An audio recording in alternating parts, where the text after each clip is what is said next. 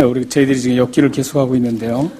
제가 이번에 고국의 통계 자료를 한번 찾아보았습니다. 지금까지 그 몇 년도에 가장 많은 신생아가 태어났는가, 그걸 한번 통계 조사를 한번 찾아보았는데, 1971년도에 102만 4,773명이 태어났습니다. 여기 지금 혹시 40대 중반이죠? 71년생 계시겠죠? 그 71년생 동갑내기가 가장 지금까지 우리 역사상 가장 많은 친구들이 있습니다.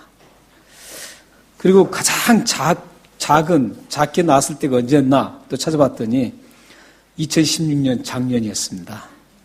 작년인데 71년도에 절반도 안 되는 40만 6천 명이 태어났습니다. 굉장히 많이 줄어들었죠. 또 하나 또 꼭 찾아보고 싶은 거 있었습니다. 저가 태어난 해는 몇 명이 태어났을까 했습니다.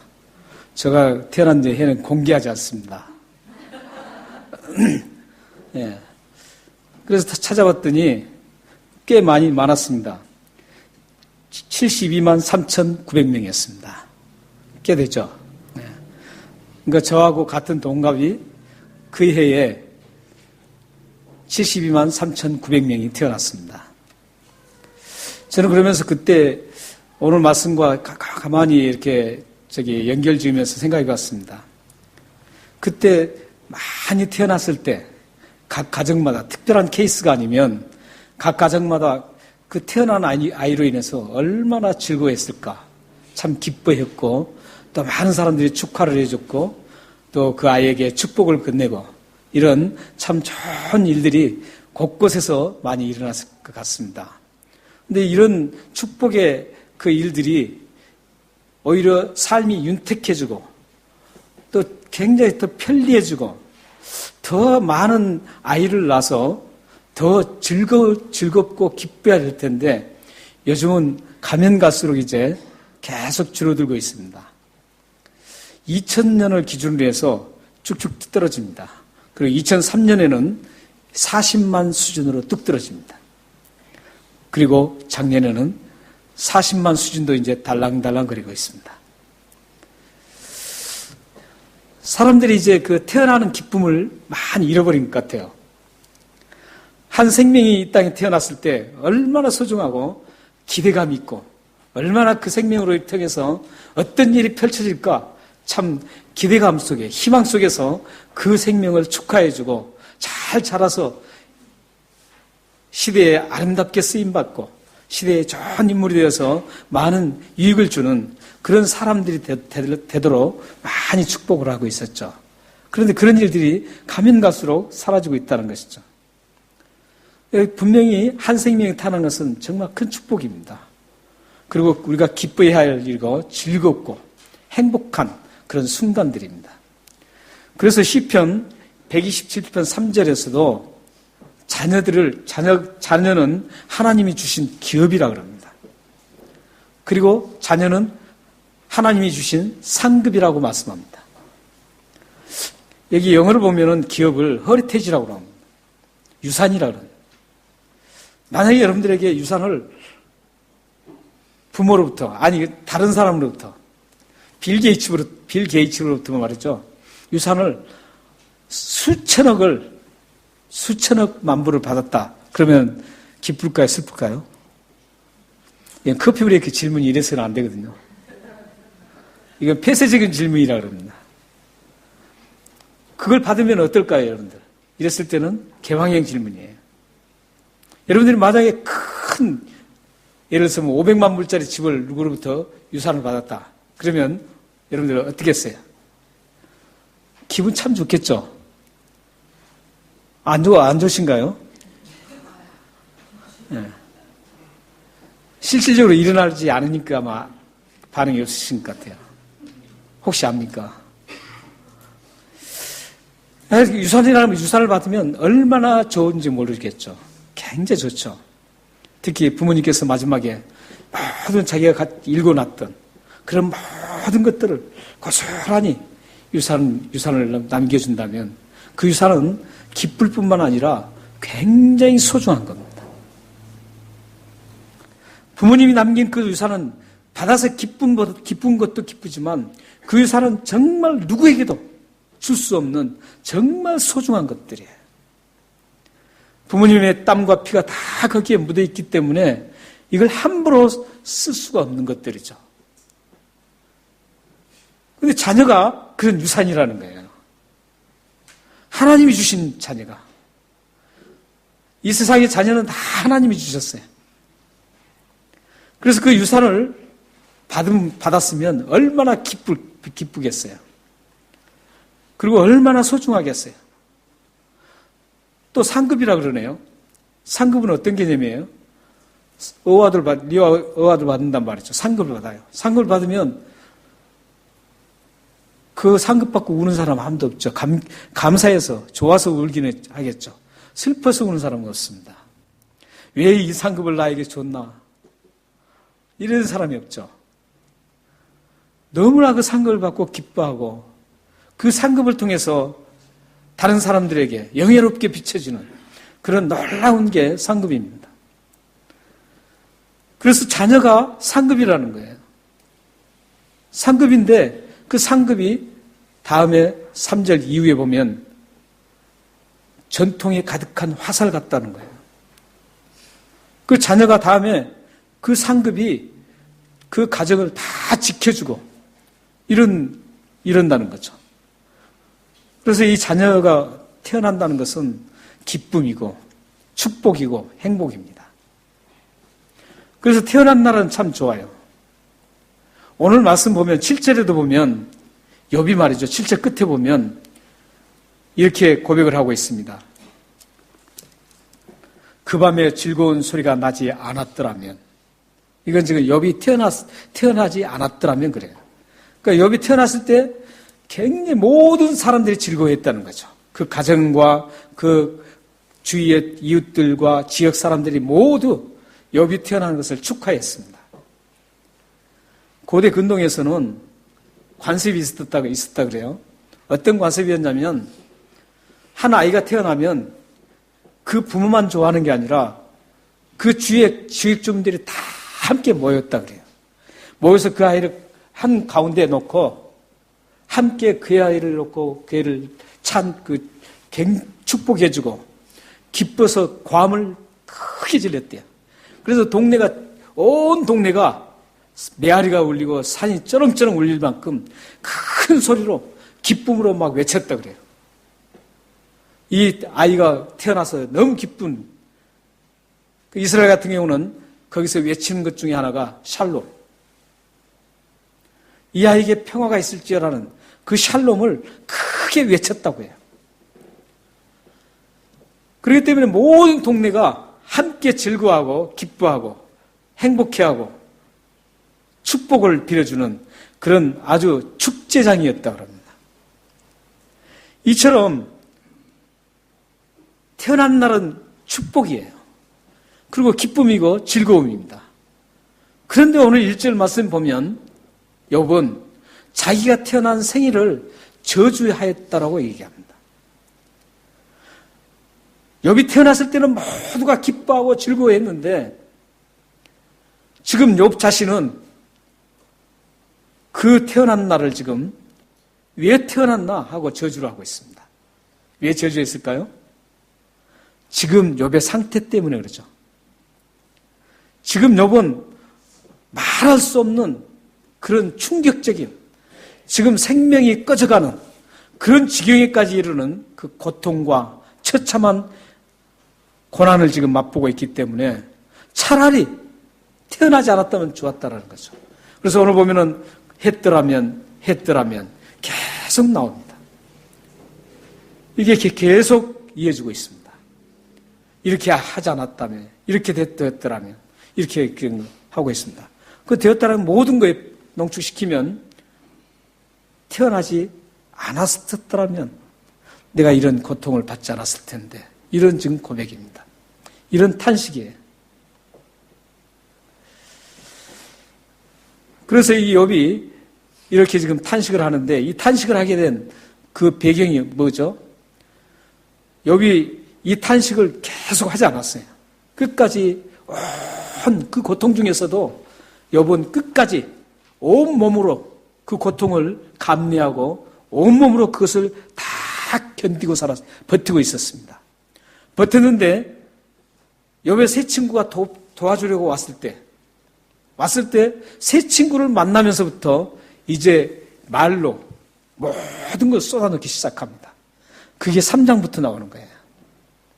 3장부터 38장까지 계속 이제 이 대화가 이루어지고 말이 쏟아지고 이렇게 지금 나옵니다. 그래서 이 욥이 계속 몸으로 그 고난을, 비극을 지금 견디고 버텼는데 가장 절친한 친구 3명이 오니까 거기에서 자기의 모든 걸 쏟아놓습니다. 이제 말로 막 다 쏟아놓는 거예요. 그 첫 마디가 자기 생일 제주였습니다. 1절 보십시오. 1절 보시면 첫 마디가 어떻습니까? 그의 욥이 입을 열어 자기의 생일을 저주하니라. 그리고 3절에도 내가 난 날이 멸망하였더라면 사나이를 베었다 하던 그 밤도 그리하였더라면 이렇게 쭉 합니다. 참 이 욥이 만약에 새 친구가 안 왔다면 어떻게 했을까 궁금합니다. 그 제일 친한 친구들에게 다 토하죠. 그런데 다음에 드러난 사실이지만 그 욥을 돕고자 왔어요. 그런데 욥은 그 새 친구들에게 자기의 마음을 달래고 또 지금 뭔가 이 고통이 실마리를 풀어보자고 지금 그 친구들에게 얘기를 했죠. 다 쏟아놓는 거예요. 쏟아놓는데 그 얘기를 듣고 나서 친구들이 어떻게 합니까? 도움이 하나도 안 됩니다. 오히려 욥은 더 괴로움 속으로 빠져듭니다. 그리고 또 혼란의 마음을 더 갖게 됩니다.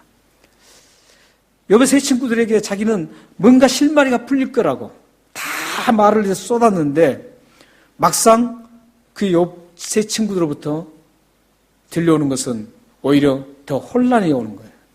과연 내가 왜 그러나? 자꾸 욥의 친구들이 잘못 얘기하는 거예요. 자신은 안 그러는데.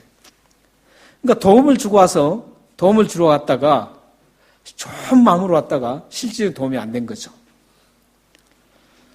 그래서 이 욥의 새 친구가 와서 도움이 될 것 같아서 고백했지만 전혀 도움이 되지 않습니다. 오히려 욥의 마음을 혼란스럽게 만들고 더 괴로움 속으로 밀어넣고 맙니다. 여러분에게도 아픔을 쏟아놓을 대상인들이 참 필요합니다. 힘들고 어려울 때 내 마음을 좀 다 쏟아놓고 얘기할 수 있는 사람, 그런 친구와 그런 부모님과 그런 부부, 그걸 가졌다면 참 행복한 분들입니다. 어디 가서 다 쏟아놓을 수도 없는데 쏟아놓을 수 있는 그런 가까이 있는 지인이 있다면 얼마나 행복하겠습니까? 그런데 한 가지 꼭 아셔야 합니다. 여러분 마음을 쏟아놓을 때 잊지 말아야 될 분이 있습니다. 여러분의 마음을 쏟아놓을 대상인 친구일 수도 있어요. 그리고 부모님일 수도 있고 부부일 수도 있고 선후배나 존경하는 분일 수도 있습니다. 여러분 옆에서 격려가 되어주고 힘든 문제들의 실마리를 풀어주는 지혜롭고 좋은 분이 있다면 참 좋습니다. 또 그런 분들은 꼭 여러분들에게 필요합니다. 하지만 여러분의 마음을 쏟아놓아야 될 꼭 필요한 분, 잊지 말아야 할 그 분이 있습니다. 우리 성경을 한번 보겠습니다. 시편 62편 6절 8절입니다. 한번 읽겠습니다. 시작. 오직 그만이 나의 반석이시여 나의 구원이시여 나의 요새시니 내가 흔들리지 아니하리로다. 나의 구원과 영광이 하나님께 있으며 내 힘의 반석과 피난처도 하나님께 있도다. 백성들아 시시로 그를 의지하고 그의 앞에 마음을 토하라. 하나님은 우리의 피난처시로다. 셀라. 욥의 세 친구가 욥이 다 토해냈을 때 해결돼 전혀 도움이 안 됐습니다. 이 욥의 세 친구는 세상에 이런 세 부류의 사람이 있다는 것을 표현해주고 있는 거예요. 세상 모든 사람들은 이 욥의 세 친구 같은 세 부류의 사람들이 있다는 거죠. 그런데 이 세 부류의 사람들이 다 욥을 도우려고 해도 도울 수 없다는 거죠. 오직 도울 수 있는 분은 시편 62편 이 말씀 나온 것처럼 우리의 피난처가 되시는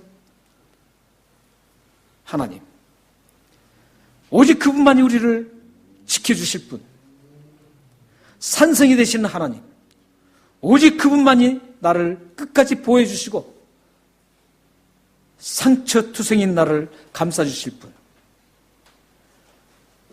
모든 것을 다 하실 수 있는 구원의 그 하나님, 이 하나님 앞에 모든 걸 쏟아놓으라는 거죠. 그 하나님을 의지하고 쏟아놓으라는 거예요. 토하라는 겁니다. 그러면 확실하게 모든 게 하나님께서 어떤 방법이든지 우리들에게 해결해 주신다는 겁니다. 못할 것이 없는 하나님만이 해결해 줄 수 있다는 겁니다. 이게 욥기의 또 다른 메시지입니다. 또 하나의 메시지예요.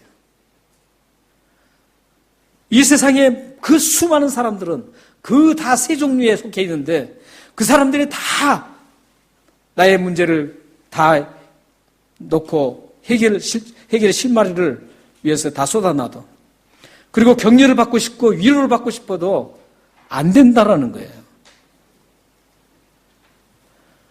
우리는 참 그러기 쉬워요. 하나님이 보이지 않기 때문에 바로 보이는 사람을 먼저 찾을 수가 있어요.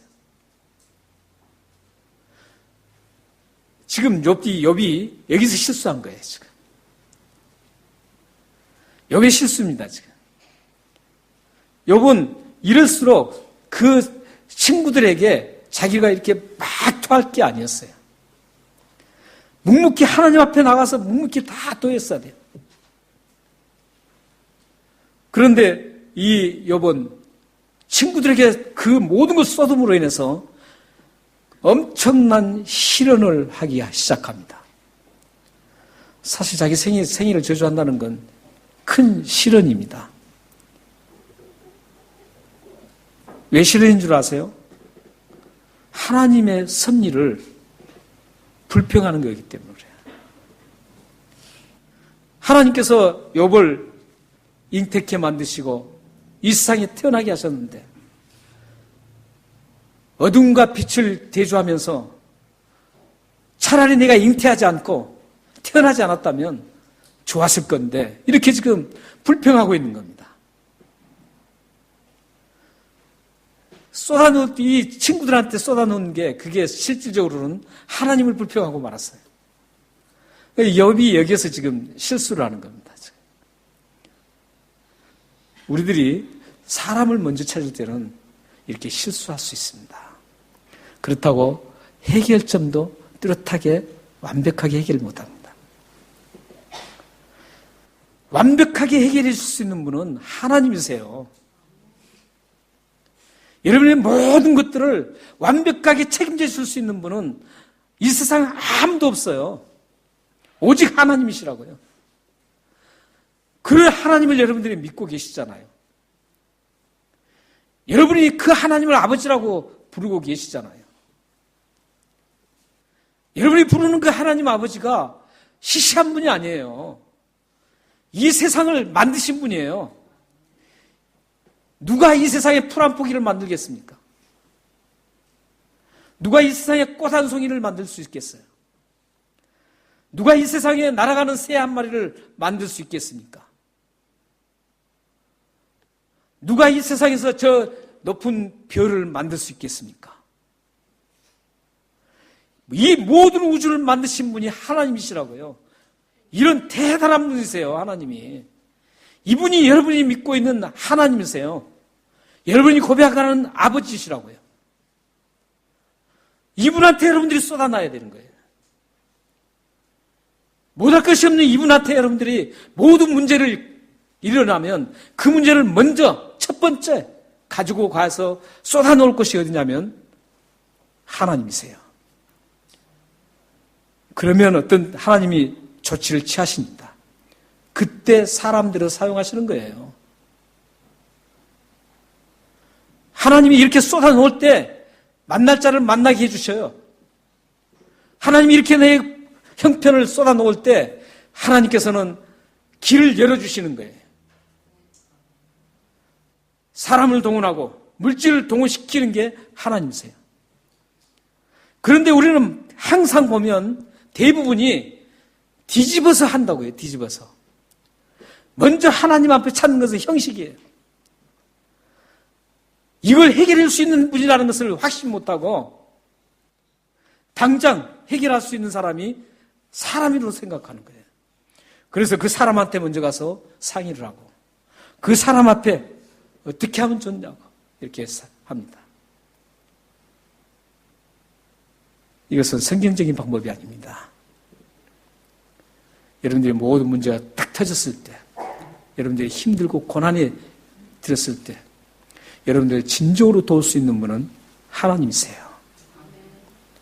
그 하나님 앞에 쏟아놓으면 정말 해결할 수 있는 믿음을 가지고 접근해서 하나님 앞에 접근해서 쏟아놓으시면 하나님은 여러분들의 가장 좋은 방법, 여러분의 가장 적합한 그 방법을 찾아서 사람을 붙이시고 길을 열어주시고 물질도 허락해 주시고 하면서 열어가시는 거예요. 여러분들이 신앙생활을 뒤집어서 좀 하지 마세요. 많은 분들이 뒤집어서 해요. 어떤 분은 하나님의 맨 처음 기도를 해요. 하나님 이런 문제가 터졌습니다. 기도를 해요. 그런데 그 기도는 사람을 생각하면서 하는 기도예요. 정말 하나님께서 어떻게든 어떤 방법을 다 하나님께서 해결할다는 확신을 가지고 믿음을 가지고 하는 게 아니라 형식적으로 하나님 보고만 하고 그런 다음에 사람을 찾기 시작합니다. 그리고 방법을 찾기 시작합니다. 서령 말이죠. 여러분들이 방법을 찾아서 해결했다고 해도 그것을 하나님이 기뻐하시지 않습니다. 하나님이 원하는 방법이 아닙니다. 적어도 여러분들이 하나님의 백성이고 하나님을 정말 나의 아버지로 모셨다면 모든 걸 못할 것이 없는 그 하나님, 이 우주를 만드신 하나님, 나를 만드시고 나를 지금까지 존재케 하신 하나님, 이분께 모든 걸 맡기고 쏟으십시오. 그런 분들은 어떤 생각을 갖게 된 줄 아세요? 그렇게 생각한 분들은 정말 처참하게 돼도 감사를 합니다. 모든 현실에 감사가 일어나게 돼 있어요. 하나님의 이 신뢰도가 지금 굉장히 떨어졌기 때문에 그렇습니다. 하나님을 그렇게 잘 믿던 사람이 이렇게 떨어질 수밖에 없죠. 이 고통이 언제 끝날 줄도 모르고 가면 갈수록 더 심해지고 기나긴 이 고통의 세월이 얼마나 압박이 심했겠어요. 우리는 욥을 참 충분히 이해할 수 있습니다. 우리 인간의 나약한 그 한계성을 가진 인간이기 때문에 어쩔 수 없이 우리는 이 욥을 이해할 수밖에 없습니다. 우리 자신은 욥보다도 더 자그마한 것에서도 쉽게 무너지는데 욥은 지금 이렇게 욥처럼 커다란 고난을 당한 사람은 역사상에 그리 흔치 않습니다.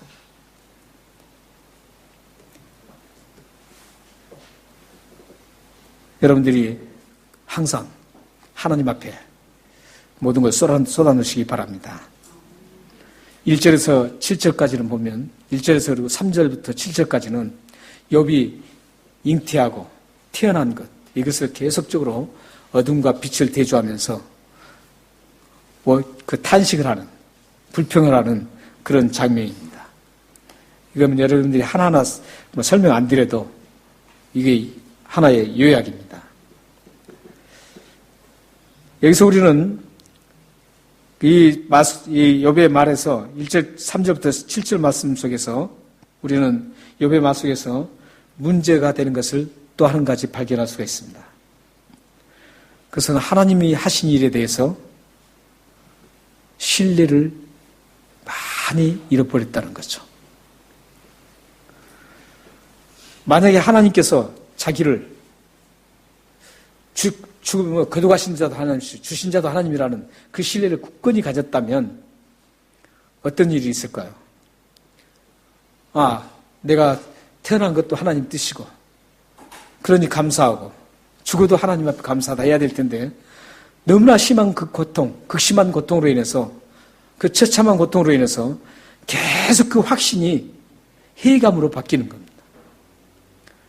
그리고 회의감이 진행되다가 다음에는 이게 희미해지는 거죠. 아마 여러분들도 겪은 분들이 계실 거예요.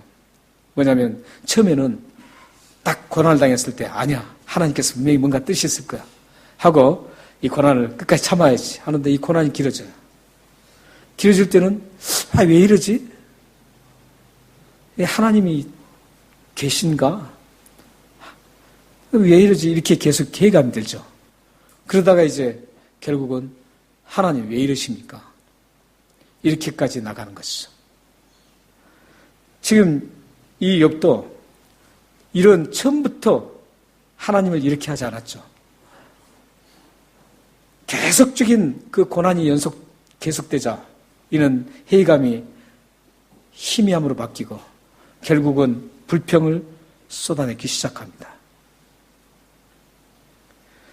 한마디로 욥은 왜 자신을 이 땅에 태어나게 했느냐는 거죠. 하나님 왜 나를 이 땅에 태어나게 했습니까? 하면서 불평을 하는 겁니다. 우리는 이런 욥의 마음을, 욥의 탄식을 보면서 욥의 마음을 이해할 수 있습니다. 여러분 속에서도 이제 여러분들도 앞으로 어떤 일이 벌어질지 모르겠습니다. 그리고 현재도 고난을 받고 계신 분도 계시겠고, 지금도 어떤 문제에 부딪혀서 뭔가 이 문제가 좀 해결됐으면 좋겠다 이런 기도 제목도 있을 것이고, 우리들에게는 살면 항상 그런 기도 제목이 일어나죠. 그랬을 때 여러분들은 어떻게 해야 되는가 이거죠. 우리는 그런 참 고난과 힘듦이, 아픔이 있을 때 끝까지 확신을 붙잡고 가야 합니다. 끝까지 그것을 붙잡고 하나님만 붙잡고 하나님을 바라보고 가시면 됩니다. 그러면 하나님께서 분명히 꼭 세워주십니다. 근데 욥이 이렇게 지금 확신이 힘해진 현실 속에서도 한 가지 참 잘하는 게 있습니다. 잘하는 게 있는데 뭐냐면 사탄의 전략에 농락당하지 않았다는 겁니다. 사탄이 지금 하나님으로부터 믿음이 좋은 것은 하나님이 뭔가 주셨기 때문에 지금 욥이 하나님을 자섬기고 좋은 일을 하고 정직하게 살았지, 이렇게 처참하게 핍박하면 분명히 하나님을 저주할 것이다 이랬거든요. 그런데 지금 욥은 하나님을 저주는 하지 않아요. 마지막 보류예요, 이게. 마지막 보류, 마지막 끈은 꼭 붙잡고 있는 겁니다, 지금. 어떤 분들은 보면 그래요. 저 이제 많은 저도 이제 한국에서부터 이 부교육자로 막 전도사 시절로 이렇게 쭉 섬겨 왔는데 보면 어떤 분은 막 붙잡고 있다가 너무 힘드니까 떠나버리더라고요. 하나님을 없다로 가고. 떠난 분도 실질적으로 봤습니다. 근데 욥은 지금 욥의 상태 정도 가면은 글쎄요, 얼마나 남을는지 모르겠어요. 욥의 상태처럼 이렇게 처참한 그 상태를 경험한다면 여기 계신 우리 모두는 이 욥처럼 끝까지 마지막 보류, 그래도 하나님은 섭리하고 계신다는 그 마지막 보류, 4절에 나옵니다. 그 보류를 끝까지 붙잡고 있을 수 있는가? 여러분들 다 있으시죠? 네. 우리 현우스 권사님만 아멘 하시네요. 네. 현우스 권사님은 한 번 죽은 목숨을 한 번 다시 살리셨으니까 무서울 거 없으시니까 저렇게 담대하게 아멘 하시죠. 경험이 있으시니까.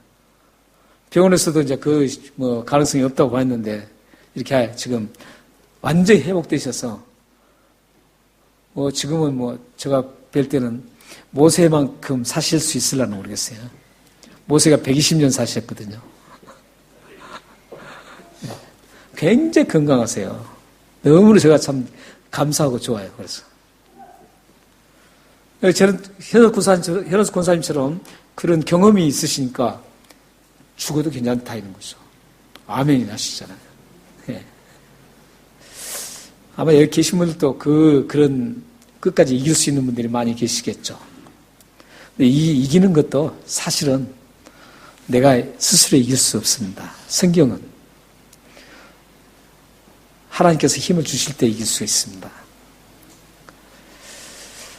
네, 지금 요번 처참한 지경에 있으면서 엄청난 고난 속에서 그래도 마지막 끈을 붙잡고 있는데 그 끈을 붙잡고 있는 단어가 4절에 나옵니다. 4절 한번 보십시오. 그날이 캄캄하였더라면 하면서 하나님이 위에서 돌아보지 아니하셨더라면. 이건 무슨 의미죠? 하나님이 위에서 돌아보지 아니하셨다면 빛도 그날을 비추지 태어나지 않았다는 거죠. 그러니까 하나님이 내가 태어날 때 섭리를 해서 내가 이 땅에 태어났다. 이걸 인정하고 있습니다. 지금. 이게 마지막 보류예요. 이건 무너지면 이제 끝나는 겁니다. 그런데 욥은 이 마지막 보류를 끝까지 붙잡고 있습니다. 여러분들이 아무리 힘들어도 불평을 할 수 있어요. 하나님 왜 이러십니까? 시편에 수없이 많이 나와요. 불평하는 것. 하나님 왜 나를 이렇게 힘들게 만드십니까? 저도 그럴 때 있었어요. 얼마든지 그 얘기는 할 수 있어요. 지금 욥이 그 탄식이에요, 지금. 욥이 지금 그런 입장이거든요. 하나님, 왜 태어나게 해가지고 내가 지금 이렇게 지금 처참한 고통을 지금 경험해야 합니까? 이렇게 하고 있는 거거든요. 그러면서도 끝까지 붙드는 게 있었어요. 뭐예요? 그러나 지금도 여전히 하나님은 살아계셔서 모든 것을 주관하고 계시고 모든 것을 다스리고 계시고 모든 것을 섭리하고 계신 하나님이다. 이걸 지금도 욥은 끝까지 붙들고 있는 겁니다. 여러분들이 힘들고 어려울 때 이 욥처럼 끝까지 붙으셔야 돼요. 그러면 어떻게 되는 줄 아세요? 우리 성경을 한번 보실까요? 히브리서 3장 14절입니다. 한번 읽겠습니다. 시작. 우리가 시작할 때 확신하는 것을 끝까지 견고히 잡고 있으면 그리스도와 함께 참여한 자가 되리라. 시작할 때, 시작이 뭐죠? 구원받았을 때입니다. 예수를 믿었을 때, 그때를 얘기합니다. 그래서 하나님의 자녀가 되었을 때, 그게 스타트입니다. 그때 확신한 것. 어떤 확신했어요? 나는 구원받았다. 하나님이 이 세상을 만드시고, 하나님은 살아계신 분이다. 그리고 이 모든 것을 다 주관하신 분이다. 그리고 모든 것을 하나하나 다 간섭하시고, 섭리하고 계시는 분이다. 이걸 시작할 때 믿으셨잖아요. 그 사실을 끝까지 계속 붙잡고 가라는 거죠. 견고하게. 아무리 힘들어도, 아무리 어렵고, 처참한 상황에 가도 이것만큼은 끝까지 붙들고 가라는 거예요. 그러면 어떻게 된다 그래요? 그리스도와 함께 참여한 자가 되리라. 이것은 궁극적으로 킹덤 오브 갓, 하나님 나라의 입성을 얘기하는데 하나님 나라 입성은 이 세상에서 이루어집니다. 하나님 나라는 아직과 임이라는 두 존재가 존재합니다. 그러니까 여러분에게 천국은 예수 믿는 즉시 이미 이루어졌어요. 그런데 완전하게 이루어지는 그날은 아직이에요. 천국 가는 날은. 그러니까 참여하게 됐다는 것은 여러분 안에 그리스도가 임재하시고 하나님 나라가 확보되었다라는 거예요. 들고 가면 이 하나님 나라 확보된 게 천국까지 계속적으로 이어져서 여러분들이 영원한 생명으로 입성한다는 겁니다.